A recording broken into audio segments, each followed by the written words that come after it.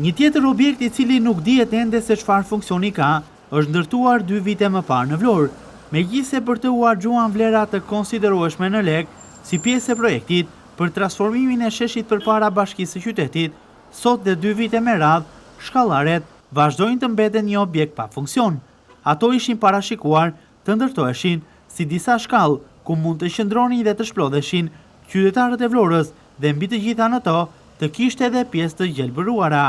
Por prej kohës së krijimit të tyre dhe deri më tani, as këtë funksion primar të tyre nuk e kanë realizuar. Por shkallarëve të projektit të sheshit përpara Bashkisë është ndërtuar prej muajsh edhe fasada me veshje xhami e një objekti i cili po funksionon si magazin, por funksion tjetër nuk ka. Shumë herë ai ishte parashikuar të ishte një mini muze i Vlorës dhe në shumë raste të tjera edhe një objekt ku të shpaloseshin punimet artizanale dhe fakte historike të qytetit, por pas përfundimit të projektit, këto ide kanë mbetur në letër dhe nuk ka asnjë funksion.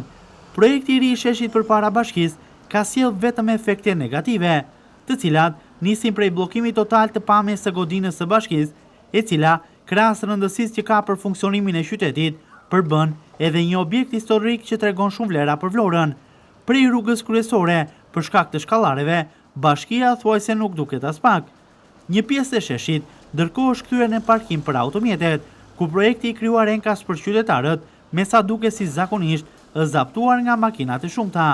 Jo vetëm kaq, por për shkak të projektit në fjalë, 2 prej laqeve të Vlorës, si Lirimi dhe Karabashi, kanë mbetur pa rrugën e tyre ekzistuese, pa rrugën e vjetër komunikuese me spitalin apo qendrën. Gjithashtu ky projekt ka sjellë penalizim për 10 biznese në zonë, të cilat nuk mund të sigurojnë sot klientët për shkak se aty nuk qarkullojnë dot me automjete, por vetëm në këmbë, ku qarkullojnë vetëm një pakicë qytetarëve.